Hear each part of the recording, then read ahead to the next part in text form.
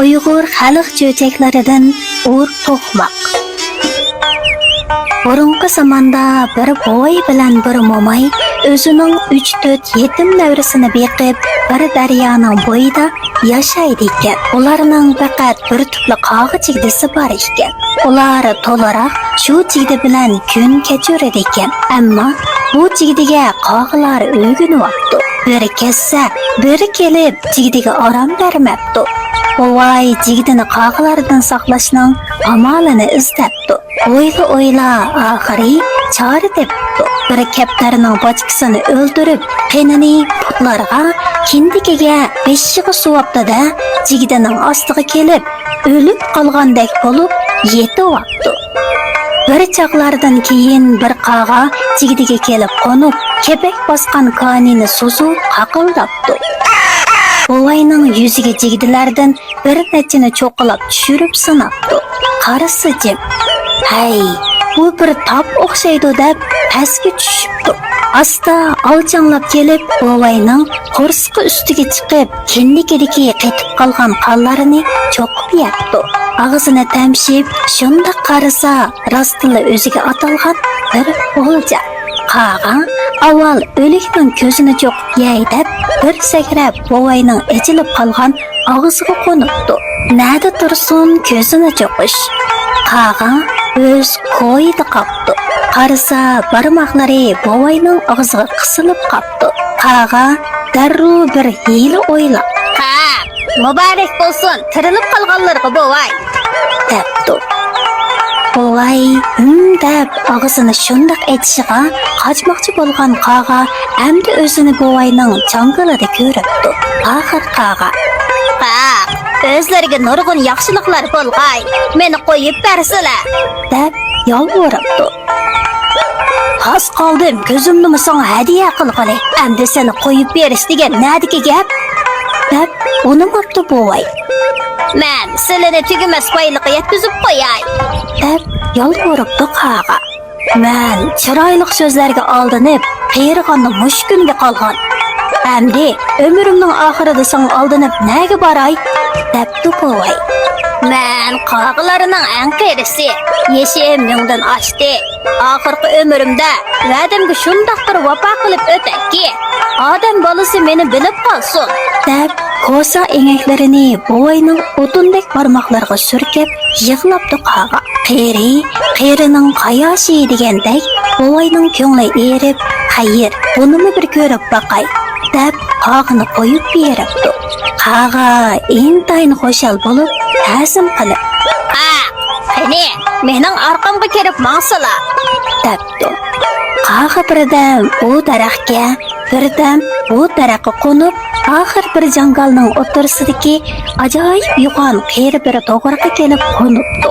Bovay asisi bilan do'ng'aqlab kelib, atrofga shunda qarasa, charvomal degan mig'ildab yaylagan qo'ylarning ustida to'rg'aylar o'lagan. Suluq otliq shundoq bir chiroyli bir jangal. Qağa to'g'riqning tubida kamarning yeniga tushib, "Xo'sh, bovay, qani iltifot qilsala", deb uyiga taklif qildi. Bovay, "Bu kamarga men qandoq botaman?" debdi. Qağa, "Qani, qadamlarini qo'ysala, bir gap bo'lay", deb qo'l bog'lab turibdi. Bovay, "Xayr", deb shunda qadam tashlaganini bilibdi, qolganini bilmabdi. Ko'zlariga har xil yorug'lik ko'rinib, quloqlariga xilma-xil yiqimliq ovozlar anglanibdi. Oldiga unchilar chechilib, quluplar jaranglab, cho'ng eshiklar ochilibdi. Qarisi bovay bir bo'stonliqdagi supiga kelib qoldi. Qağa bovayni supining ustiga taklif qildi. O'zi supining chetidagi putlarga rang-barang gullar yomishib ketgan bir kursining ustiga qo'nib, "Men qog'ilarining bovisi. Odatimiz shundoq ekan. Sizlarga yo'l qilib qoldim. Xayr, va'daga vafo. Qirraq", deb ekan, supining oldiga bir qora eshak paydo bo'ldi.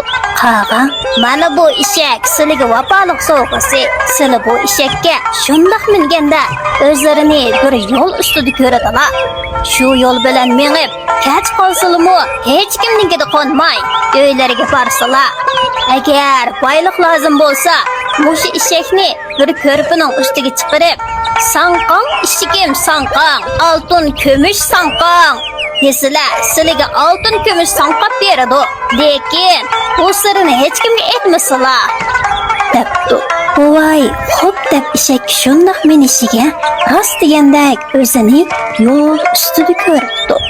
Manga kech bo'pti. Oldiga bir tugman uchrabdi. Tugmanchi chiqib "Voy, qo'nib ketsizlar" deb uyiga boshlabdi. Akşamı yatardı buvay tugmanchiga "Eshkimga oltin kömüş sanqon demay, obdan qarab qo'ysalar" deb uxlab qopdi. Tugmanchi kechada asta chiqib, eshakka yilqi gapni deb tutgan bir muncha tanga tezaklab beribdi. Tugmanchi eshakni tegishib olib, chandurmay uyga kirib uxlayapti. Buvay sahar turib, eshakning almashtirilganligini sezmay, minib yo'lga ravon bo'ldi. Uyga berib, bo'lgan voqeani momoyga va navarlariga so'zlab beribdi. Yiroq yaqindagi tonish bilishlaridan zilchi gilam so'rab kelib, uyiga sopdi va podshohni bu karomatni ko'rishga taklif qildi. Eshakni ko'rpiga chiqarib, qog'i o'gitib qo'ygan yeliqi so'zlarini debdi. Eshak jim turibdi. Ikkinchi qatim debdi. Eshak yana jim turibdi. Uchinchi qatim yana debdi. Eshak yana jim. Oxiri kaltak bilan rosa birini urib, varqirab debdi. Eshak oyoqqa chidamay bir injiqlab tikan oltin ko'mishga tikilib o'ltirgan podshoh tezak ostida qoldi. Podshoh g'azabga kelib, "Jallod!" deb varqirabdi. Biroq atrofiga qarasa, jallod yo'q. "Kimingni ahmoq qilasan, ha?" deb buvayni toza urib, yerga chopib o'tib ketib qoldi. Bechora buvay atsi ko'zini ochsa, momoy ham yig'lab, ham toptani qilib, beshida o'ltirg'adek. Buvay tishini tishlab, o'rindan turib, eshakka minib, jangalga qarab yo'l oldi. Qag'ining oldiga berib, bo'lgan ishlarini bayon qildi. Qaga buvayning gaplarini to'liq anglagandan keyin qirroq deb tutgan darrov bir supur paydo bo'ldi. Qaga, "Mana bu supurni eling. Qachonki g'azo tomoq lozim bo'lsa, echil supuram, echil desangiz, darrov echilib, ustida xilma-xil taomlar hozir bo'ladi. Yo'lda hech yerda qo'nmang. Supurining sirini hech kimga aytmang" debdi. Buvay xushal bo'lib, supurini elib, yo'lga ravon bo'ldi. Manga kun kech bo'ldi. Yana yeliqi tugmanchinikiga tushibdi. Yetish oldida "Mau supurimga echil supuram echil demay, o'qdan qarab qo'ysalar" deb uxlab qopdi. Tugmanchi kechada asta qopib, xotin bolalari bilan gapni bir qilib, "Echil supuram echil" degan ekan, supuridan xilma-xil g'izolari chiqibdi. Tugmanchi boy u g'izolarini bolalari bilan hapala-shapala yeyishib, qolganini jimiq turib, supurini tegishibdi. Buvay attigini supurg'izam qo'ymayla, qo'ltiqiga qisib yo'lga tushibdi. Uyga kirmayla, momayga supurining sirini so'zlab, momayning unimig'iniga qaramay, uy rostlatib, podshohga xabar beribdi. Podshoh bu qatim o'zi kelmay, vazirlarini avatibdi. Vazirlar so'rin tuzib o'ltirishibdi.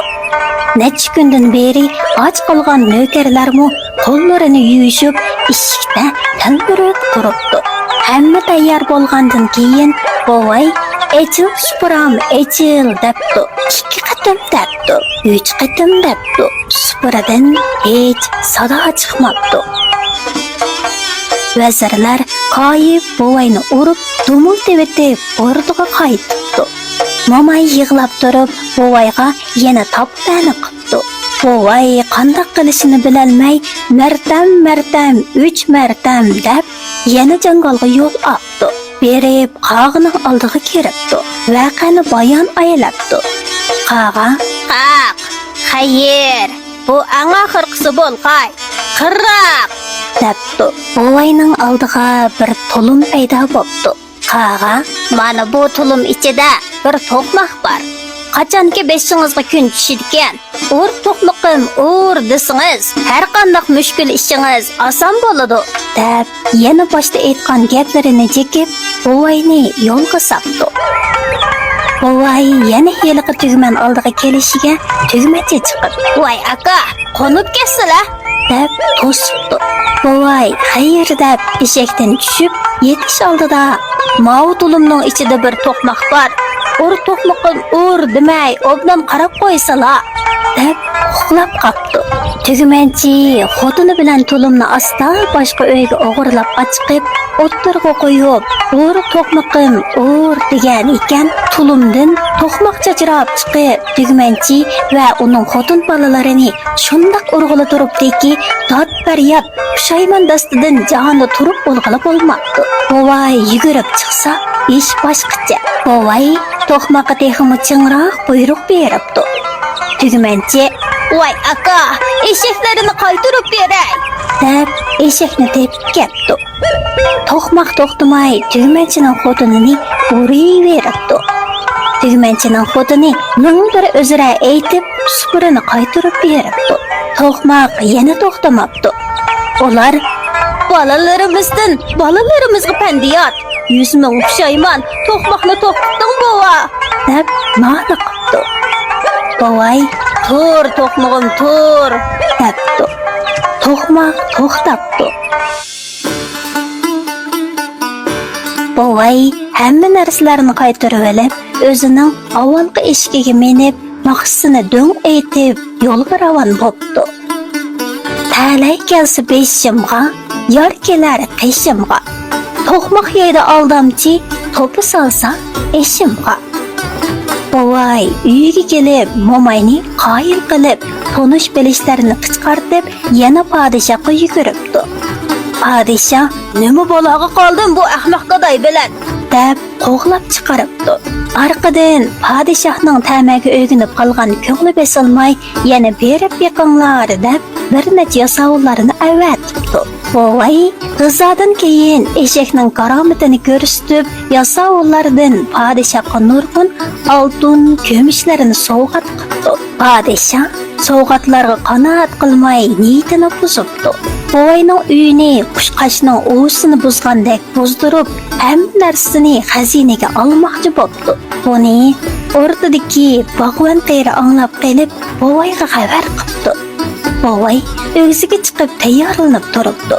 Qarasa, rost degandek bir muncha lashkarlar kelyotgandek. Lashkarlar yaqinroq kelganda buvay tovlab, "Hey lashkarlar, orqanglarga qaytinglar.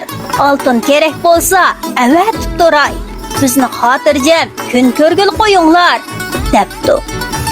Lashkarlar unimay bostirib ketdi. Buvay xayr deb to'qmoqqa buyruq beribdi. "Ur to'qmog'im, ur!" To'qmoq lashkarlarni shundoq salg'ilib turibdiki, jahon to'pchonga aylanib, oran 3 kishi qechib qutulibdi. Podshoh g'azabga kelib, hamma lashkarlarini chiqaribdi. To'qmoqmi hamma kuchini chiqarib, o'rg'ala turibdi. Xalq to'qmoqning orqasidan yuguribdi. Lashkarlar soyning teshidagi qirilibdi. O'rda elinib, jang tamom bo'ldi. Al aman qopdi.